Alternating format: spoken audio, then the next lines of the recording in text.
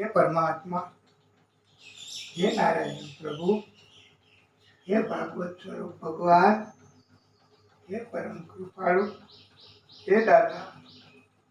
ओम श्री परमात्मने नमः।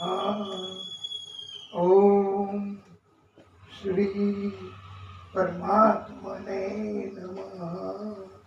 हे भागवत स्वरूप भगवान, हे परमात्मा, हे नारायण प्रभु, बोलिए भागवत स्वरूप भगवान की जय।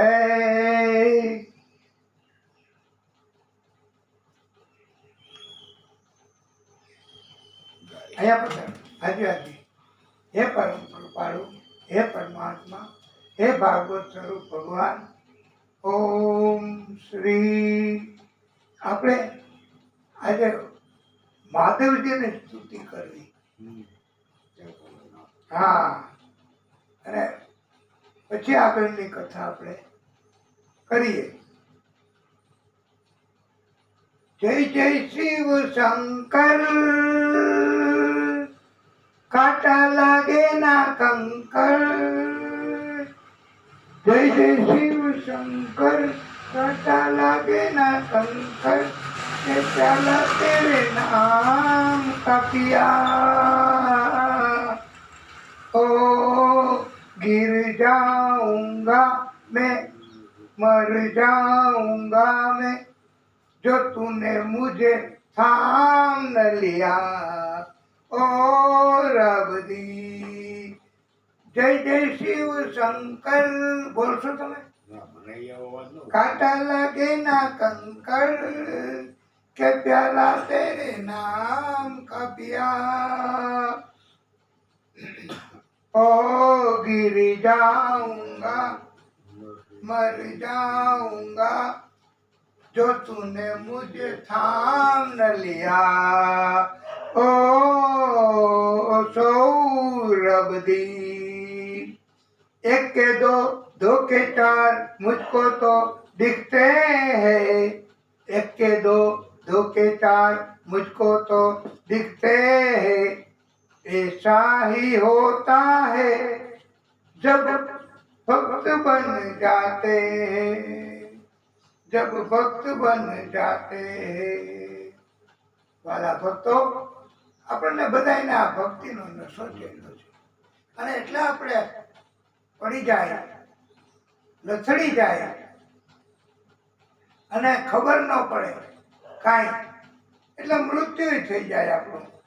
પણ જો એ આપણને સંભાળી લઈએ, જો આપણને થામ લઈએ, તો આપણે બચી શકીએ। અત્યારે આવી પરિસ્થિતિ આપણા બધાની છે। આ કળિયુગ છે ને, એટલે અને ભક્ત આપણે બનીએ એટલે આવું બધું થાય છે। ભક્તિમાં બધી છે। हाँ, सर पे जमी, पाँव के नीचे है आसमान। हे प्रभु, हे प्रभु, सौरभदी, सौरभदी। जय जय शिव शंकर, कांटा लागे ना कंकर, के प्याला तेरे नाम का पिया। मर जाऊंगा, गिर जाऊंगा, जो तूने मुझे साम न लिया। ओ रबदी। હવે આપણે આ પરમ કૃપાળુ પરમાત્મા એમની કૃપાથી આગળની કથા કરીશું, અને રાજી થશે ભગવાન, આપણી ઉપર પણ કૃપા કરશે। श्री शुक उवाच। પૃથ્વીરાજા એમની કથા કે પૃથ્વીરાજાના સમયમાં પૃથ્વી અનાજ આપતી નહોતી, અનાજ ઉગતું નહોતું। પછી પૃથ્વીરાજાએ એના સમયમાં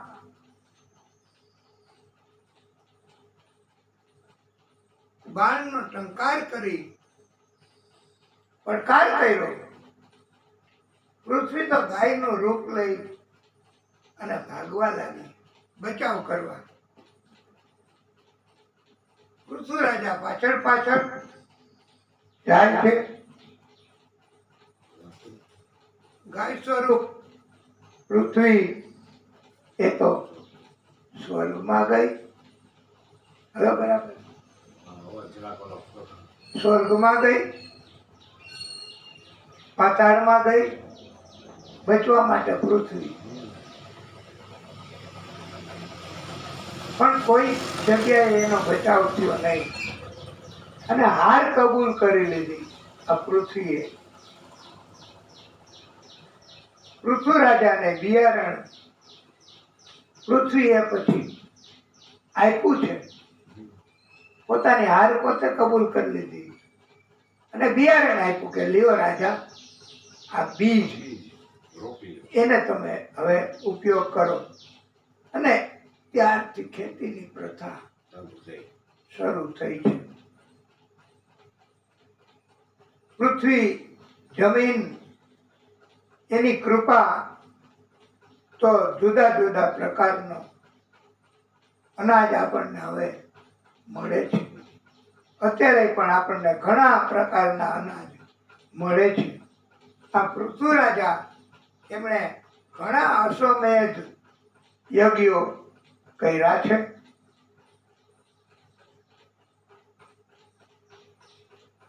એકસો ને 8મો યજ્ઞ ચાલુ હતો ત્યારે ઇન્દ્રએ ગુપ્ત રીતે યજ્ઞનો અશ્વ ચોરી લીધો. પૃથ્વી રાજાનો એક પુત્ર વિધિનાથ એ ઇન્દ્રનો અશ્વ પાછો લઈને આવ્યો.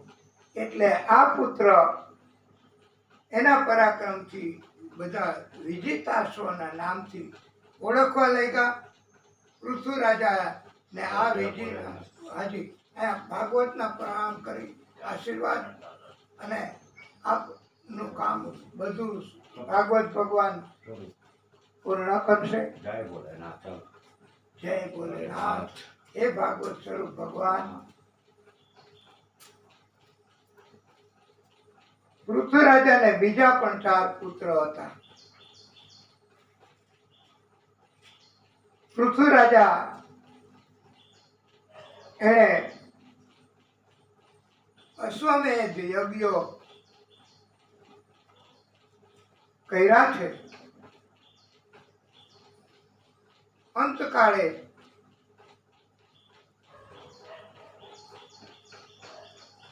દેહ ત્યાગ કર્યો.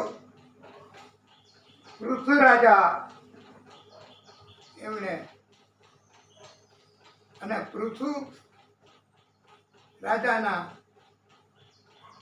દેહના અગ્નિ સંસ્કાર સમયે અર્ચી રાણી એમના પત્ની જે મહાલક્ષ્મી સ્વરૂપ હતા એણે પણ અગ્નિમાં પ્રવેશ કરી પોતાના દેહનો ત્યાગ કર્યો છે.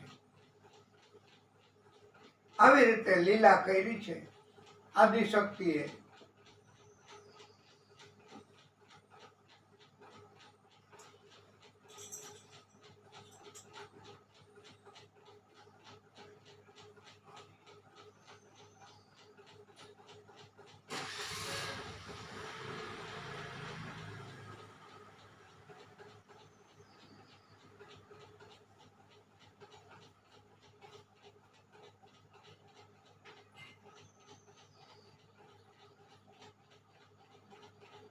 અલગ અલગ રાજાઓ,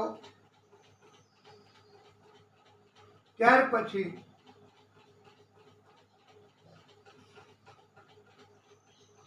એના વંશમાં આખી પૃથ્વીને બરહિષદ નામના પુત્ર એમણે ગર્ભથી પાથરી દીધી. એ બરહિષના નામથી પણ ઓળખાતો. આ બરહિષના લગ્ન સમુદ્રની પુત્રી શતદ્રુતિ સાથે થયા છે. બરહિષ અને શતદ્રુતિને 10 પુત્રો થયા હતા. આ 10 પુત્રો પ્રચેતસ તરીકે ઓળખાયા. આ 10 પ્રચેતસને સમુદ્ર કિનારે મહાદેવજીએ દર્શન આપ્યા હતા. ત્યાર પછી વાલા ભક્તો, સુખદેવ પ્રભુએ પુરંજનનું આખ્યાન સમજાયું છે. આત્મા અને પરમાત્મા એની મિત્રતા, દોસ્તી હતી. આત્મા એ ભ્રમણ કરતા કરતા 9 દરવાજા વાળી નગરી, એમાં પ્રવેશ કર્યો. એટલે આ શરીર 9 દરવાજા વાળી નગરી. પછી એને મજા આવી. એમના સાથી પરમાત્મા એમણે રોક્યો છે, ના પાડી છે. એ અવિજ્ઞાત હતા પરમાત્મા. અને પુરંજન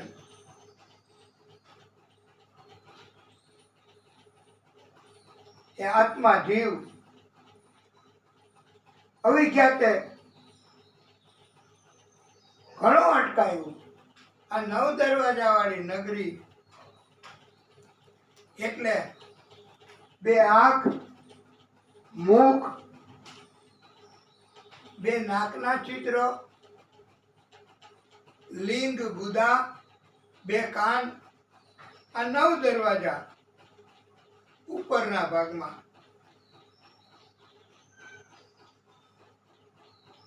પછી તો આંખથી કાનથી કર્મ કરવા માંડ્યો છે. આ પુરંજન અને પુરંજન એ કર્મના કારણથી ગમે તેવા કાર્યો આનંદ થાય એવા કરે. એના કારણે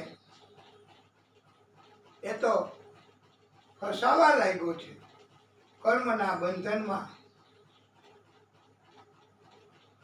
અને એના કારણથી આ નગરીમાં એને મતિ, બુદ્ધિ એની સાથે પણ મેળ થયો. અને જેમ મન કે એમ કર્યા કરે. અને આવા કારણથી બીજો જન્મ લાલચ, મોહ, અને બીજા જન્મમાં એ સ્ત્રી બન્યો, પુરંજની સ્ત્રી.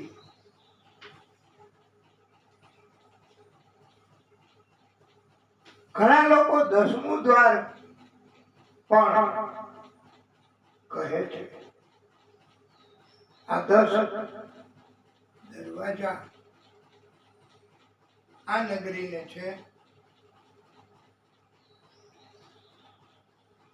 જન્મો જન્મના ચક્કરમાંથી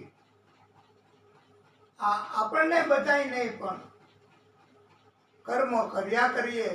લાલચ, મોહ, સ્વાર્થ એકબીજાની સાથે.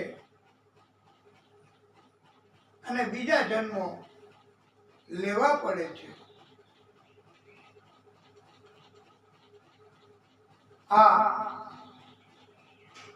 ઉપદેશ એવો આપ્યો છે કે આંખથી સારા કર્મ કરવા, કાનથી સારું કરવું, સુગંધ સારી લેવી, જીભથી સારું બોલવું. એટલે આંખથી પ્રભુના દર્શન કરવા,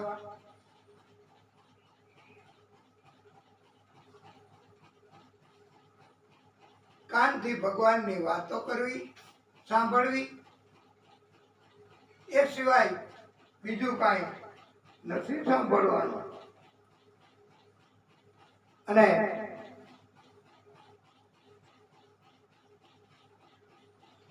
નહીતર પછી પરમાત્માની કૃપા નહીં મળે, અવિજ્ઞાતની કૃપા નહીં મળે.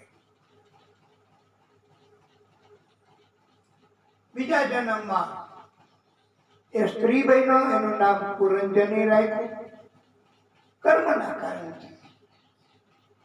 એના લગ્ન થયા, સંતાનો થયા, આનંદ કર્યો, બહુ ભૌતિક સુખો ભોગવ્યા. પણ પછી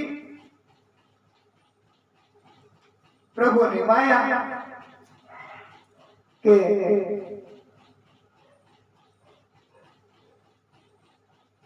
બીજા રાજાએ ચડાઈ કરી, એના પતિને રાજાને મારી નાખ્યો, સંતાનોને મારી નાખ્યા, પોતે જીવ બચાવવા દોડી એકલી અને મદદ માગે બધાયની. કર્મના બંધનમાંથી છૂટી શકાતું નથી. પરમાત્માએ પછી એમને બચાવી છે.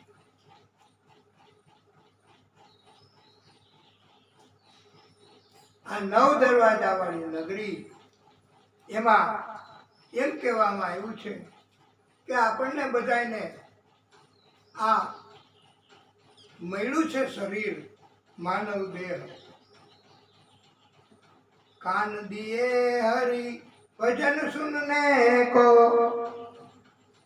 વરે ભજન સુનું, કથા સાંભળવી, એના માટે જ કાન આપ્યા છે આપણને બધાને. અને મુખ સે કર ગુણગાન, ખિલોના માટી કા, જીહવા દી હરી भजन करने को, दी आंखें कर पहचान, खिलौना माटी का. शीश दिया गुरु चरण झुकने को, माथું મસ્તક ભગવાનની પાસે જઈ, ગુરુની પાસે જઈ, વડીલોની પાસે જઈ, માતા પિતાની પાસે જઈ એમને ઝુકાવવાનું છે. એટલે એમની સેવા કરવાની છે. આવા કર્મ કરવાથી આ આત્માને મુક્તિ મળી શકે છે.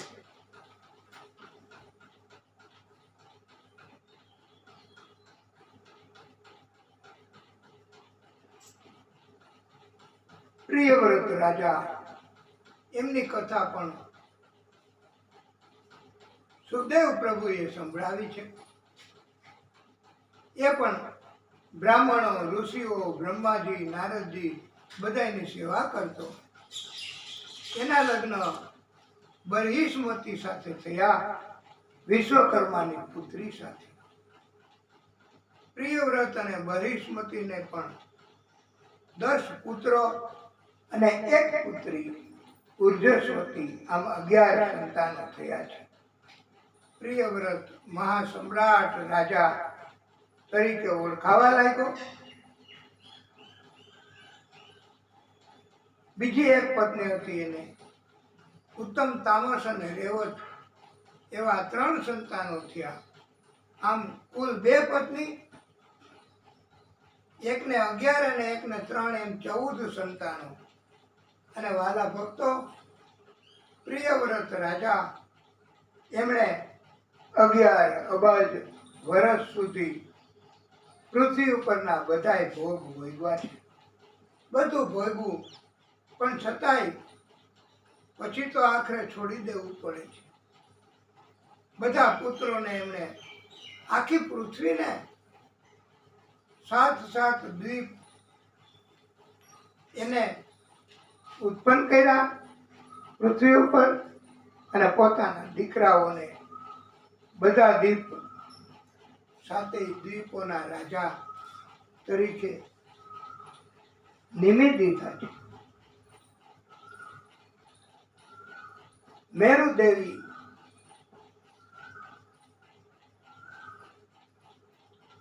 પ્રભુ શ્રી હરિએ પોતે નાભી રાજા અને મેરુદેવી એના લગ્ન અને એમને ત્યાં પ્રભુએ પ્રાગટ્ય કર્યું છે.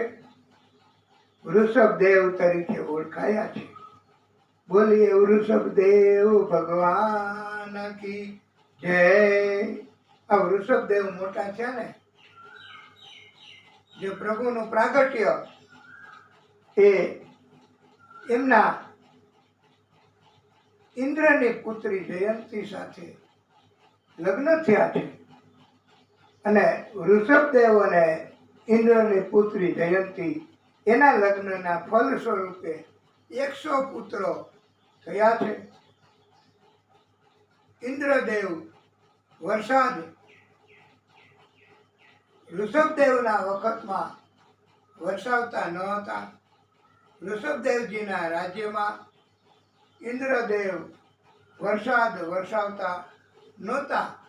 તો યોગ બળથી પોતાની શક્તિથી આખા રાજ્યમાં વરસાદ વરસાવ્યો હતો.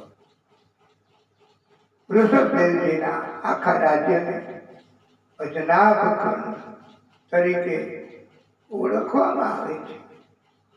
એ આપણો દેશ ભારત આજે વૃષભદેવજીને 100 પુત્ર હતા. 100 પુત્રોને એમણે નીચેથી શરૂ કરી અને ઉપર સુધી જીવોનું જ્ઞાન આપ્યું અને બોધ આપ્યો છે.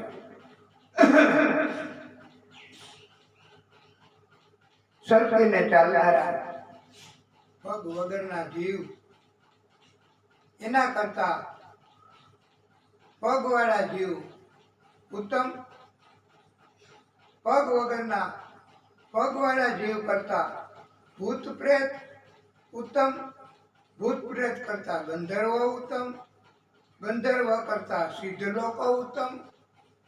અને સિદ્ધ લોકો કરતા કિન્નરો ઉત્તમ. આ કિન્નરો કરતા દેવો ઉત્તમ. દેવો કરતા દેવરાજ ઇન્દ્ર ઉત્તમ. અને દેવરાજ ઇન્દ્ર કરતા બ્રહ્માના પુત્ર દક્ષ એ ઉત્તમ. અને દક્ષ કરતા મહાદેવજી ઉત્તમ. આમ મહાદેવજી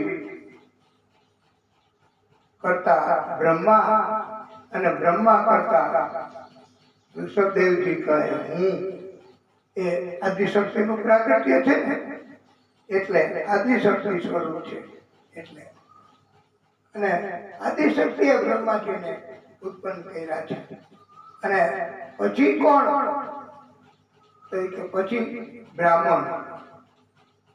અને બ્રાહ્મણ પછી કોણ ઉત્તમ? તો ત્યારે કહ્યું છે કે બ્રાહ્મણ પછી કોઈ ઉત્તમ નથી. બ્રાહ્મણ એ ઉત્તમ જીવ છે. ઋષભદેવજી એ શ્રી હરિનું પ્રાગટ્ય છે.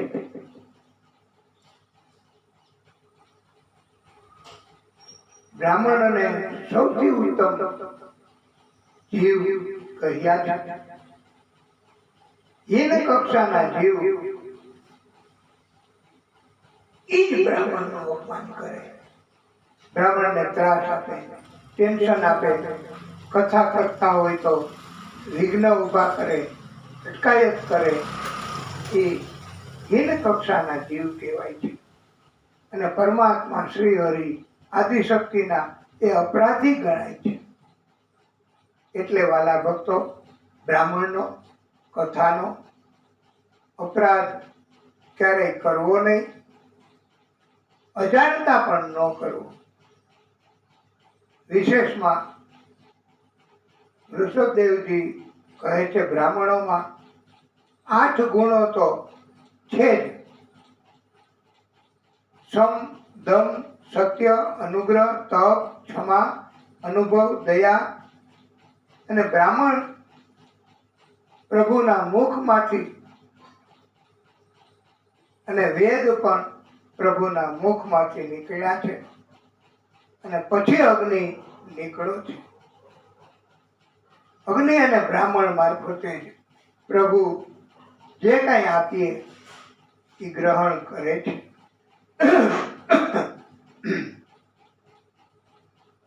યજ્ઞ કરીએ ત્યારે અગ્નિનું મુખ ખુલે ત્યારે સ્વાહા એમ બોલવામાં આવે છે બ્રાહ્મણો મારફતે, અને પછી જ એમાં હોમ થાય છે.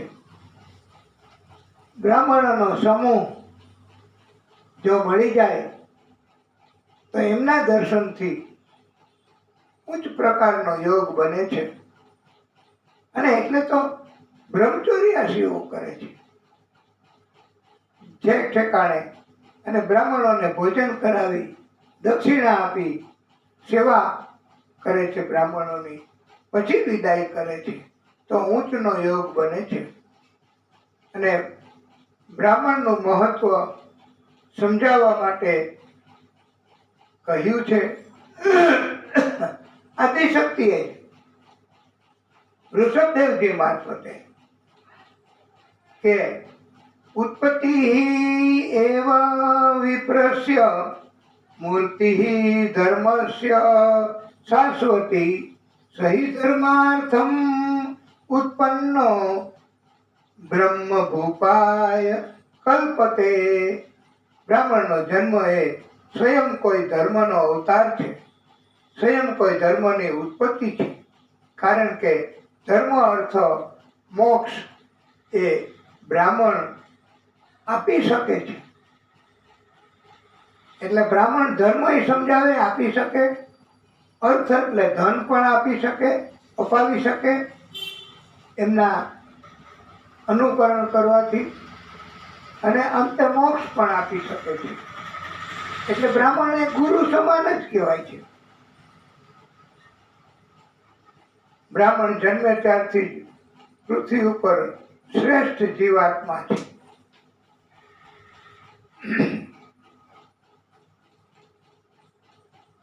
બ્રાહ્મણનું પૂજન કરવાથી એમના જમણા પગના અંગૂઠામાં બધાય તીર્થ અને ધામ રહેલા છે. એટલે બ્રાહ્મણને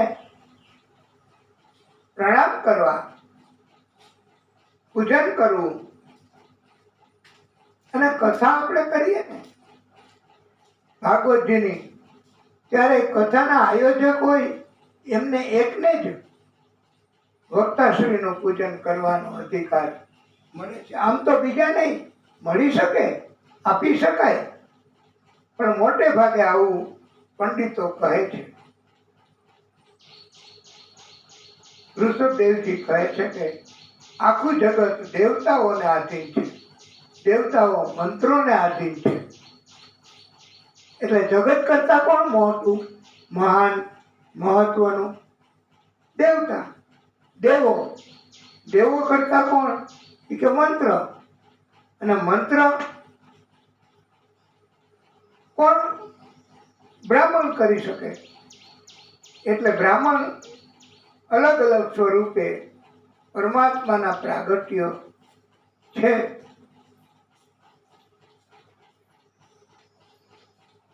આ બ્રાહ્મણ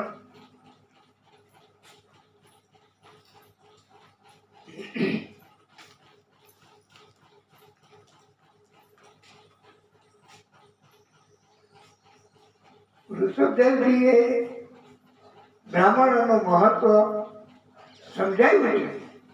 ઋષભદેવજી એ આદિશક્તિનું સ્વરૂપ છે, પ્રાગટ્ય છે. એટલે આદિશક્તિએ સમજાવ્યું એમ કહેવાય. અને એટલે આપણે બધાએ આનું પાલન કરવાનું છે. પછી તો વૃષભદેવજીએ પણ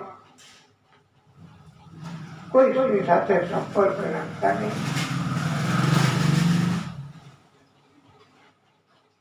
તોફાનો, અગ્નિઓ, એમાં ઋષભદેવજીએ દેહ ત્યાગ કર્યો છે. મહાન રાજા જડ ભરતજી એમની કથા કરી છે. ગંદકી નદીમાં એક ચક્રી નદી પણ કહેવાય ગંડકી નદીને. એમાં સ્નાન કરી એ તપ કાર્ય કરતા, સૂરજ નારાયણ ભગવાનને અર્ઘ્ય આપતા, પૂજા કરતા.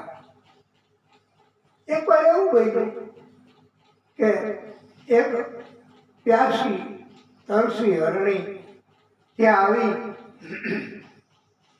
એવા સમયે સિંહની ગર્જના સંભળાવી અને બહુ ભય લાગ્યો હરણીને.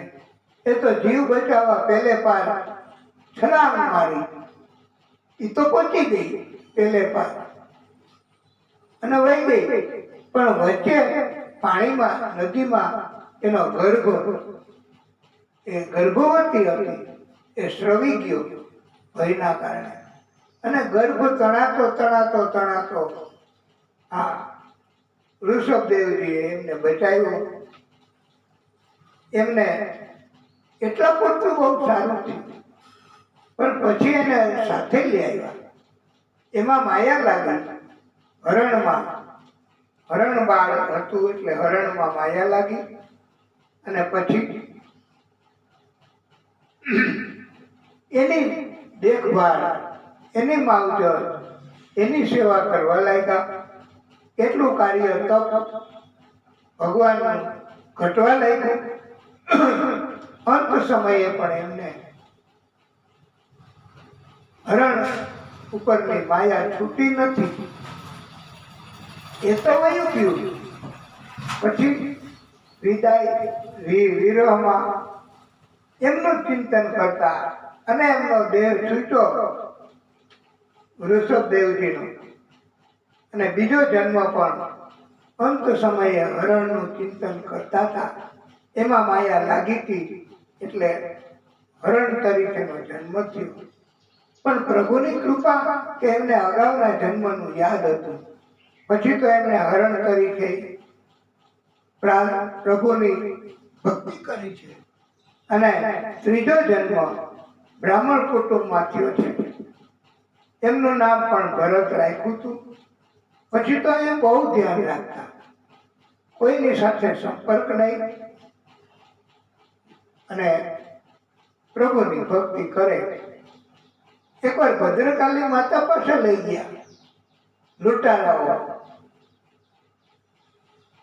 ભદ્રકાલી માતા એમની પૂજા રાજા કરતા હતા. એ રાજા એમને એક બલિ ચડાવવો હતો, નર બલિ. અને જાહેરાત કરી કે ગમે તેટલું ધન હું આપીશ. અને એવે સમયે 4 લૂંટારાઓ, ધુતારાઓ બહુ હોય છે પૃથ્વી ઉપર. એવા પણ માણસો હોય અને સંતો એવા પણ હોય. અને પછી તો ધન લઈ રાજા પાસેથી આ જળ ભરતજીને સોંપી દીધો. એનો હતો નહીં તોય કોકનું બીજાને ચીટિંગ કરીને વેચી નાખે, કોકનામાં વાંધા તકરાર ઉઠાવવા, કોકનું લઈ લેવાની વૃત્તિ એ બહુ ખરાબ છે. રાજાએ એમને બલિ ચડાવવા માટે બધા શણગારો કર્યા. અને પછી મસ્તક કાપવા તૈયારી કરી પ્રહાર કરવા જાય છે. ત્યાં માતા ભદ્રકાલી પોતે ઉત્પન્ન થયા, પ્રગટ થયા છે. ગુસ્સે થયા કે મારા ભક્તોને અને માણસની બલિ ચડાવવાનું કોણે કહ્યું છે તમને? અને મને કઈ એનાથી રાજી નથી કરી શકાતી. અને બધાનો નાશ કરવા લાગ્યા. ત્યારે માતાને એમ હતું કે હું આને બધાને મારી નાખું એટલે મારો ભક્ત રાજી થશે, ખુશ થશે. જળ ભરત પણ એમને જળ ભરતને આનંદ આવ્યો નથી.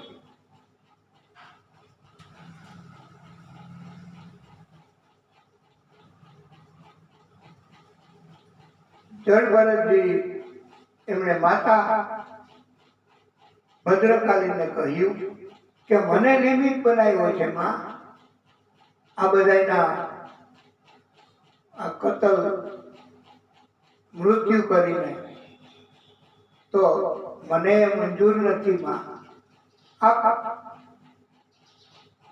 કૃપા કરો એમને બધાને સજીવન કરો. અને ભક્તના કહેવાથી માએ બધાને સજીવન કર્યા છે. એમને ખેતરે પણ મૂક્યા હતા, ન્યાય પણ ધ્યાન આપતા નહીં, કોઈ કામ કરતા નહીં. એને જળ ભરત કેવા લાગ્યા છે બધા. પછી તો વાલા ભક્તો, એકવાર સિંધુ સોવીર દેશનો રાજા રહુગણ પાલખીમાં બેસી એ વિસ્તારમાંથી પસાર થતો હતો. આ વિસ્તારમાં ઇક્ષુમતી નદી છે, એના કિનારે વિશ્રામ કર્યો. ખોરાક જળ રાજાએ લીધું, પાલખી ઉચકવા વાળાએ પણ આરામ કર્યો, ખોરાક જળ લીધા. પછી એક પાલખી ઉચકવા વાળો એ અસમર્થ બન્યો. ગામમાંથી બીજાને લઈ આવવાની રાજાએ આજ્ઞા કરી. જળભરતજીને લઈ આવ્યા. પછી તો પાલખી હલે. જળભરતજીની સંતની ગતિ અને દુનિયાના માણસોની ગતિમાં ફેર તો આવે જ ને. લાંબી ટૂંકી ઊંચી નીચી થાય. પાલખી રાજાને મસ્તકમાં લાગવા લાગી. રાજાને ગુસ્સો થયો.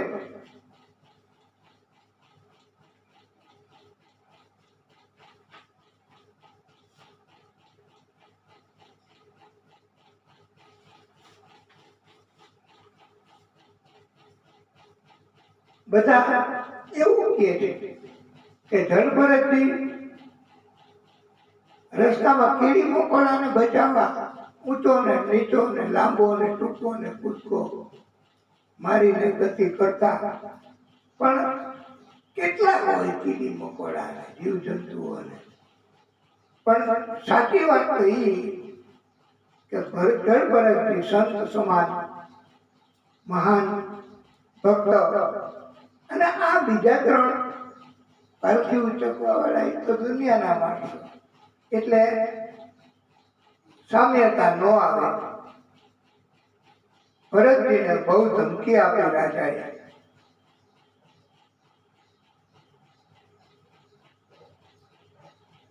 અને ગુસ્સો કર્યો રહુગણ રાજાએ.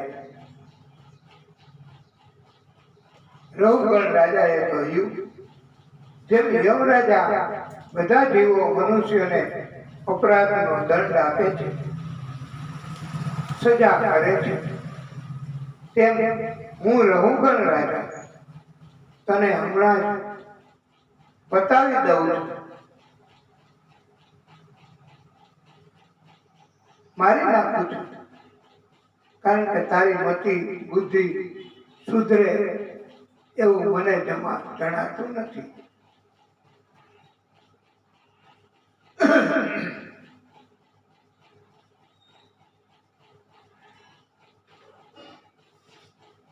જળભરતજીએ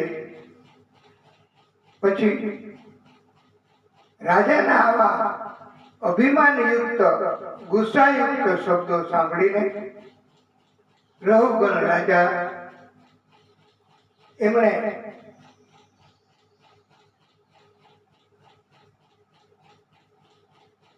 ઉપદેશ આપવા માટે હવે બોલ્યા છે.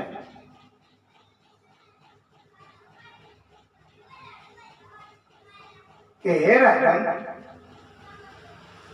હું આત્મા છું, તમે મને મારી ન શકો. આત્માને કોઈ મારી શકે નહીં, બાળી શકે નહીં. નાશ નથી આત્માનો, તો પરમાત્મા એ ઉત્પન્ન કરેલા છે. બધા પરમાત્માના સ્વરૂપ છે આત્મા.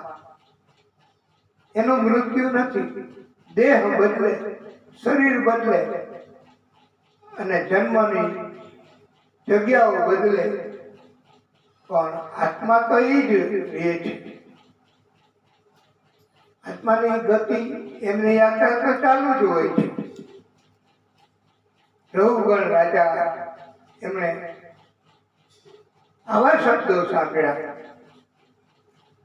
બોધ સાંભળ્યો, એમને ઘણું જ આશ્ચર્ય થયું. રાજાએ પ્રણામ કરી પાલખીમાંથી નીચે ઉતરીને પૂછ્યું, મહાનુભાવ, આપ બ્રાહ્મણ તો નથી ને? કે બ્રાહ્મણ છો? હું બ્રાહ્મણથી ડરું છું, બીજા કોઈથી નહીં. બીજા કોઈ એમની સાથે વેર થાય તો એક જ જન્મ બગડે, પણ બ્રાહ્મણની સાથે જો અપરાધ થઈ જાય, બ્રાહ્મણનો નુકસાન થઈ જાય, બ્રાહ્મણની સાથે જો તકરાર થઈ જાય તો એ પાપ એનો નાશ નથી થતો, જે સમાન છે પાપ. એટલે બ્રાહ્મણ એનાથી ભવે ભવ બગડે છે,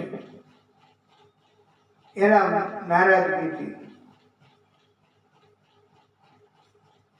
જળ ભરતજી રઘુગણ રાજાને બોધ આપે છે, આપણને પણ બોધ આપે છે ભાગવતજી મારફતે. હે રઘુગણ રાજા, તમે પરમાત્મા શ્રી હરિના ચરણમાં તમારું ધ્યાન કેન્દ્રિત કરો, પરમાત્મા શ્રી હરિની ઉપાસના કરો, પરમાત્માની ભક્તિ કરો. હે રાજા, તમે બીજા જીવોને ત્રાસ આપવાનું, દુઃખ આપવાનું, પીડા આપવાનું છોડી દો. બધા જીવમાં ભગવાન જ છે. સગા હોય, સંબંધી હોય કે અજાણ્યા જીવ, મનુષ્ય હોય કે જીવ હોય બીજા કોઈ પણ, તો એમની તરફ દયા રાખવી. એને ત્રાસ થાય એવું કરવું નહીં, એને અગવડતા થાય એવું કરવું નહીં. બધામાં પરમાત્માના દર્શન કરવા અને બીજા જીવોને મદદ કરવી, એ જ સાચી ભક્તિ છે એમ કહ્યું છે. એનાથી પરમાત્મા રાજી છે. પરોપકારને મહત્વ આપ્યું છે. પરોપકારાય પુણ્યાય, અને બીજાને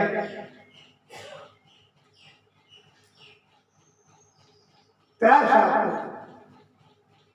બીજા ઉપર ગુસ્સો કરવો, વેર રાખવો, બીજાને પીડા થાય એવું કરવું, એ મોટું પાપ છે. પરપીડનમ પાપાય, બીજાને પીડા કરવી, ત્રાસ આપવો, અગવડતાઓ આપવી, હેરાન કરવા, આપણી ગુજરાતી ભાષામાં એને મોટું પાપ કહેવામાં આવ્યું છે. રઘુગણ રાજા એમણે કહ્યું, મેં રાજવીપણાના અભિમાન એના કારણથી બીજાને ત્રાસ આપ્યા છે, બીજા જીવોના અપમાન કર્યા છે, જુલમ કર્યા છે, પણ મારી સદગતિ થાય એવું કરો હે ભગવાન, એમ વિનંતી કરી રઘુગણ રાજાએ. આ કળિયુગમાં મોટે ભાગે આવું જ લોકો કરતા હોય. અભિમાન, સત્તાનું, જુવાનીનું, પૈસાનું, એ કોઈ પણ રીતનું અભિમાન હોય, એના કારણથી બીજાને જુલમ આપવા, હેરાન કરવા, ત્રાસ દેવો, દુશ્મની કરવી, અપમાન કરવા, આવું મોટે ભાગે ઘણા કરતા હોય. અને પછી ત્યાં પાછી કઈ ભગવાન નથી મળતા કે પછી સંતય ન મળે આ કળિયુગમાં. પણ જો ભક્તિ કરવાની થાય તો હૃદય પરિવર્તન થાય અને કોઈ ઉપદેશ મળી જાય તો આ રઘુગણ રાજાને ઉપદેશ મળ્યો.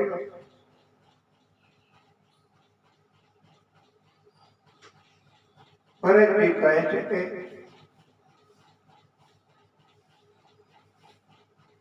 હે રાજા,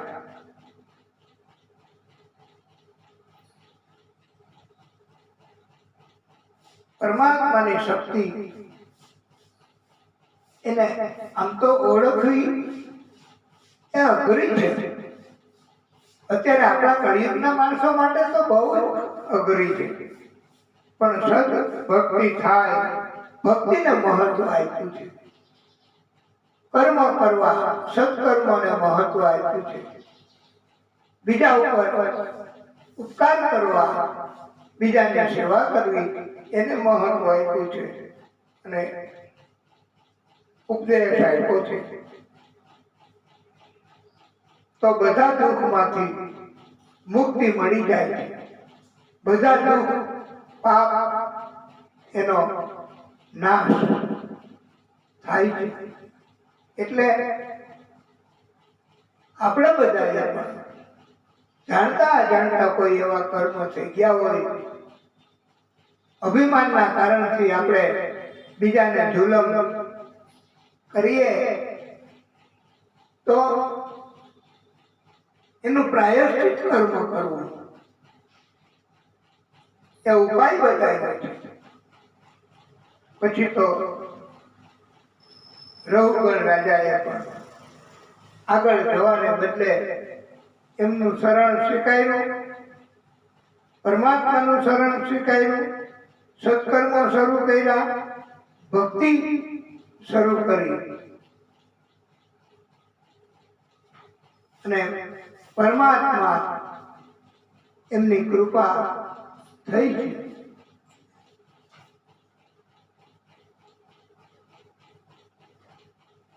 આપણે આ શનિદેવને રાજી કરવા, એમની ભક્તિ કરવા, હમણાં જન્મ શનિ જયંતિ આવશે ને એટલે, અને આપણા પોતાના કષ્ટ એનો નાશ થાય અને આપણને પ્રભુ ભક્તિ મળે એવી આપણી પણ ઈચ્છા છે. તો આપણે પણ આદ્ય શક્તિને, ભાગવત સ્વરૂપ ભગવાનને, શનિ મહારાજને, બધી શક્તિઓને અને એમાં ખાસ કરીને આપણે આદ્ય શક્તિનું સ્વરૂપ એ માં અંબા એ આપણે પેલા કીધું છે કથામાં એવી રીતે કે એ અભય તો પ્રદાન કરનારી છે, ભક્તોને મદદ કરવા વાળી છે. એમને આપણે આ તબક્કે સ્મરણ કરીએ, એમની કૃપા માટે એમને રાજી કરીએ. તમે પણ સાથે સાથે બોલજો, ગાજો. ઈચ્છા થાય તો અહીંયા આવીને પણ તમે ગાઈ શકો, જેમ હમણાં જ આપણા પરમ ભક્તો અહીંયા આવીને પણ આ કથા આપણા બધાની છે.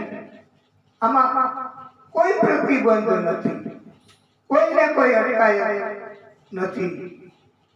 બધાનો હેતુ ભક્તિનો છે. જેને જેવી રીતે ભક્તિ કરવી હોય એવી રીતે ભક્તિ અહીંયા આવીને કરી શકે છે. આપણે રાગ દરબારી છે, આ સ્તુતિ કરીએ છીએ ને મા અંબાની, એનો રાગ દરબારી.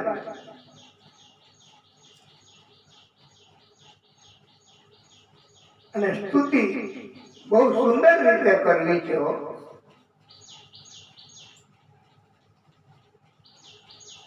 હે જગ જનની હે જગદંબા, હે જગ જનની હે જગદંબા, ચિંતા વિઘ્ન વિનાશિની, ચિંતા વિઘ્ન વિનાશિની, કમલાશિની, સકલ વિષથી અંશવાહિની, માતા દેહુ સુમત. અરજ સુણી લે માં અંબા અમારી, હે ભગવતી દેજો ભેદ, દૈત્ય વિહાદણી દેવીઓ માતા કરજો મહેર, માતા કરજો મહેર. સર્વ મંગલ માંગલ્યે શિવે સર્વાર્થ સાધિકે, શરણ્યે ત્ર્યંબકે ગૌરી નારાયણી નમોસ્તુતે, નારાયણી નમોસ્તુતે. હા, તમે પણ ગવાય તો મનમાં અથવા બે હાથ જોડીને ગાઈ શકો છો. હે જગ જનની હે જગદંબા, માત ભવાની શરણે લેજે, આદ્ય શક્તિ માં તું આદિ અનાદિ, અર્ધિ અંબા ઉર્મા લેજે. હે જગ જનની હે જગદંબા, હોય મેરું સરખું દુઃખ મુજને, રંજ એનું ના થાવા દેજે. રજ સરખું જો હોય બીજાનું દુઃખ, તો રોવાને દે આંસુ દેજે. માં અંબાને આપણે પ્રાર્થના છે કે મને દુઃખ હોય ને ગમે એવું, તો એનો મને રંજ ન કરવા દેતી માં. બીજાનો એક સામાન્ય દુઃખ હોય થોડું કઈ, તોય તમે મને એ દુઃખ ઉપર રોવા માટે આંસુ બે આપજો, એમ પ્રાર્થના કરી છે. અને એક લીટી બહુ સરસ છે. અમૃત મળે કે ના મળે મુજને, રંજ એનું ના થાવા દેજે. આશીષ અમૃતમય તું દેજે, ઝેર જીવનના પીવું જાણું, બચાવવાની તું શક્તિ દેજે. એટલે આવી રીતે માં અંબા એની સ્તુતિ કરી છે અને ઉપદેશ આપ્યો છે. જળ ભરતથી એમણે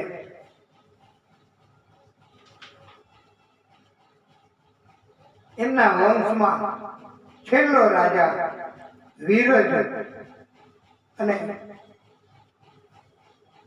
પછી સુખદેવ ભગવાને દ્વીપ ખંડ પર્વતો એમની કથાઓ કરી છે. પરીક્ષિત રાજાને બધી કથાઓ કરી છે. બધું જ્ઞાન આપ્યું છે. જુદા જુદા પ્રકારના આ પૃથ્વી ઉપર દ્વીપ છે. કોચ દ્વીપ, આ આપણે નથી ક્ષીર સાગર, એવા સાગરો નદીઓ, અને ત્યાં પણ જુદા જુદા દહીંના રસવાળો. પછી પર્વતોની કથા કરી. લોકાલોક પર્વત એ સૂર્યની રાશિનું, અને પછી તો ભગવાન એમને પરીક્ષિત રાજાએ આખું જ્ઞાન આપ્યું છે. ચંદ્ર સૂર્ય ગ્રહણ એમની પણ સંભળાવી છે. પાતાળોની કથા કરી. કેટલા પાતાળ છે પૃથ્વી નીચે, એની કે 7 પાતાળ છે. અતલ, વિતલ, સુતલ, તલાતલ, મહાતલ, રસાતલ અને પાતાળ છેલ્લું. આવી રીતે પાતાળોની કથા કરી.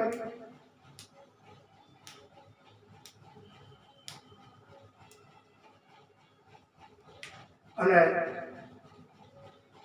હે રાજા, ત્રણ લોકની વચ્ચે આ દક્ષિણ દિશા કહેવાય. દક્ષિણ દિશા ત્યાં પૃથ્વીની નીચે, દક્ષિણ દિશામાં પૃથ્વીની નીચે જળ અને એની ઉપર, જળની ઉપર સમુદ્ર.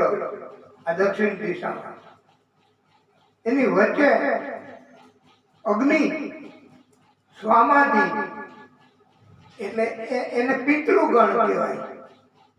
એ પિતૃગણનો વસવાટ છે ત્યાં દક્ષિણ દિશામાં નીચે. એટલે આપણે નથી કહેતા કે દક્ષિણ બાજુ પૃથ્વી જરાક નીચે નમેલી છે એમ.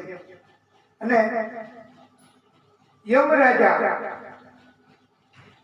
પિતૃગણોના, એ પિતૃગણો ત્યાં હોય અને એમની ઉપર પિતૃઓ પણ કૃપા કરે સંતાનો ઉપર, જ્યાંથી દ્રષ્ટિ કરતા હોય છે એમની પણ સંતાનોને મદદ, કષ્ટ એ આપી શકે છે પિતૃઓ. પિતૃ નથી એવું નથી કહેવાનું. એ પિતૃઓ છે એમનો ભલે બીજી કોઈ જગ્યાએ જન્મ થઈ ગયો હોય પણ એ પિતૃ તરીકે હતા તો એ દક્ષિણ દિશામાં એમનો વાસ હોય છે નીચે. અને યમરાજા એ મરેલા જીવોને ત્યાં લઈ જાય છે અને ત્યાંથી શિક્ષા કરે. પાપ કર્મ હોય છે અને એવા એવા સજા, નરક નથી કહેતા આપણે નરકની સજા થશે ભાઈ, આવું કર્મ ન કરાય, સત્કર્મ કરાય, સેવા કરાય, ધર્મનું પાલન કરાય. તો પરીક્ષિત રાજાને તો બીક લાગી કે ઓહો ગુરુદેવ, આવી સજાઓ ભોગવવી પડે. 28 પ્રકારના નરક છે. કોઈ વક્તાઓ મોટે ભાગે એમ કહેતા હોય છે કે આપણે આ નરકની સજાનું નથી કહેવું, એ કથા નથી કહેવી, તમને બધાને ડર લાગશે. પણ જરૂરી છે. ભય વગર પ્રેમ નથી. પરિસ્થિતિને પણ ડર લાગે કે આ 28 પ્રકારના નરક, તામિસ્ત્ર, અંધતામિસ્ત્ર, મહારૌરવ, કુંભીપાક, કાલસૂત્ર, અસિપત્રવન, શકરમુખ, રૌરવ, કૃમિભોજન, સૌંદરસ, તપ્તસુર્મી, વ્રજકંટક, શાલ્મલી, વૈતરણી, કુયોર, લાલભક્ષ, અયપાન, અવિકી, રક્ષોગણ ભોજન, શૂલપ્રદ, છારકર્દમ, દંડસુખ, અવટ નિરોધન, પર્યાવર્તન, શુચિમુખ, અંધકુખ, પ્રાણરોધ, વિલસન અને 28મું નરક સાર મેયાદન. આ 28 પ્રકારના નરક છે. જેવા જેવા કર્મો, અહીંયા કઈ સુખ ન હોય, સ્વર્ગમાં સુખ હોય, પ્રભુને નગરીમાં સુખ હોય, એના સાનિધ્યમાં સુખ હોય. અહીંયા તો દુઃખ જ. પારકું ધન લઈ લેવું, બાળકો, સ્ત્રીઓ એમનું હરણ કરી જવું, પિતા બ્રાહ્મણ, વેદ એમનો અપરાધ કરવો, આ બધા કર્મ છે એ પાપ કર્મ છે. નિર્દોષને શિક્ષા કરવી, સોનાની ચોરી કરવી, પશુ પ્રાણીઓ સાથે વ્યભિચાર કરવા, દંભ, પાખંડ એવું કરવું, આ બગલા ભગત જેવું. તો એમ કહેવામાં આવ્યું છે કે આ પાપ કર્મો બહુ આકરા હોય, પાપ કર્મો તો આવી સજા ભોગવવી પડે. ત્યારે પરીક્ષિત રાજા એમણે પણ કહ્યું છે કે ગુરુદેવ, મને તો ભય લાગે છે. આપણને તમને બધાને ભય લાગે કે આપણાથી એવા કર્મ થઈ જાય છે તો અત્યારે યાદ ન હોય તો બચપણમાં થઈ ગયા હોય શું કરવું? પરીક્ષિત રાજાએ પૂછ્યું કે મારે શું કરવું ગુરુદેવ? મારાથી એવા કર્મ થઈ ગયા, હું મહાન કર્મ રાજા મોટો. ત્યારે સુખદેવ પ્રભુએ રસ્તો બતાવ્યો છે કે હે રાજન, જાણતા અજાણતા કોઈ પણ કર્મ થઈ ગયા હોય તો એનું પ્રાયશ્ચિત કરવું. બે હાથ જોડીને પ્રભુની ભક્તિ કરીને અને સત્કર્મ કરવા. ભક્તિ શરૂ કરી દેવી અત્યારથી. આને કહેવાય પ્રાયશ્ચિત કરવું, બીજાને મદદ કરવી. આપણી પાસે કાંઈ હોય તો એમાંથી બીજું બીજાને આપવું તો અનેક ગણું આપશે પરમાત્મા. આવા પ્રાયશ્ચિત કર્મ, સત્કર્મ શરૂ થાય તો પરમાત્માની કૃપા થાય છે. ભાગવત સ્વરૂપ ભગવાન છે. આપણે આરતી કરીએ છીએ દરરોજ, ખાટુ શ્યામ દાદા, બધા ભગવાન, ગણેશજી, શ્રીનાથજી બાબા એ બધાના સ્વરૂપ છે. એ બધાને રાજ્ય ન થાય તો કોઈ પણ ભગવાન એને અને પ્રાયશ્ચિત કર્મ કરી પછી ક્યારે એવું કર્મ ન કરવું અને ભક્તિ તરફ વળી જાવ તો પરમાત્મા એ આપણને બધાને પાપનો નાશ કરી દે છે. પ્રાયશ્ચિત કર્મથી પાપનો નાશ થાય છે, છુટકારો મળે છે. અને ત્રીજો ઉપાય વાસનાનો ત્યાગ કરવો.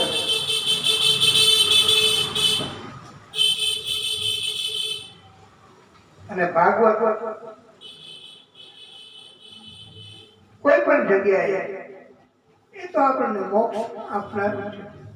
તો આપણે બધા મનુષ્ય આ અપરાધ થઈ જાય, આ લોકની સજા,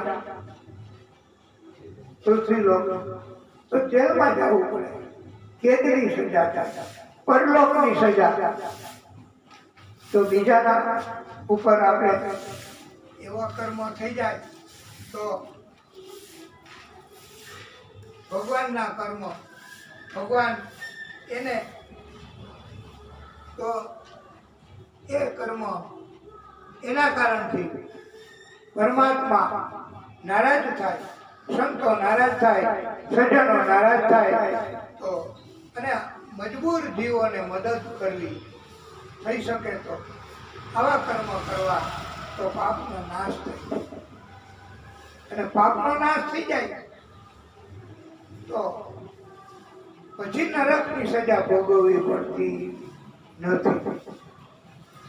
એટલે વાલા ભક્તો, અત્યારથી મંડી પડવાનું બસ. આપણે બધા એટલી થઈ શકે એટલે તો નથી કેતા ક્યારે મૃત્યુ આવે ખબર નથી, કેટલો સમય આપણી પાસે છે ખબર નથી. માટે થઈ શકે એટલું બીજા માટે કરવું બસ. દુનિયા ભેગું રહેવાથી કાંઈ નથી મળવાનું. સગા સંબંધીઓ એના ભેગું રહેવાથી કાંઈ નથી મળવાનું. એ તો એની મર્યાદા કરતા એની શક્તિ આપવાની. તો આપણે એમના સાથે રહેવું દુનિયા સગા સંબંધીઓ એના બદલે પરમાત્માની સાથે એમના પ્રાગટ્યની સાથે એમની શક્તિની સાથે રહેવું તો કેટલું મળે. અરે મારા ભક્તો, ભગવાન આપણને બીજો જન્મ અટકાવે અને પોતાનામાં સમાવી લે, આવું પણ થઈ શકે છે. આ ભાગવત કથા આપણને શીખવે છે. માટે આપણે આ કથા સાંભળી યુટ્યુબ મારફતે પણ જે ભક્તો સાંભળે આ કથા એને પહોંચે ત્યારે તો એમને તરત બસ બધું છોડી છૂટી શકે છે. જેટલું છૂટે એટલું છોડી ત્યાગ કરી અને બીજાને રાજી કરવા, પરોપકાર કરવા, એનાથી પરમાત્માનો ભજન કીર્તન તપ થાય છે. ભગવાનના નામ લેવા, એની કથા આપણે પછી કરવાની.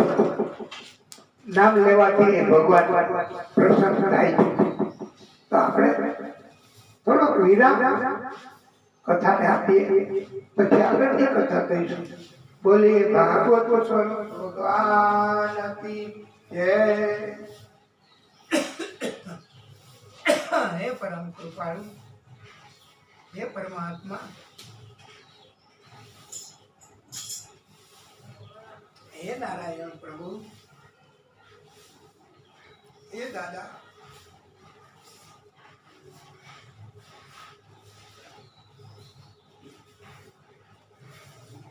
હે ભાગવત સ્વરૂપ ભગવાન,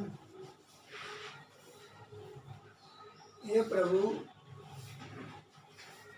હે શનિદેવ,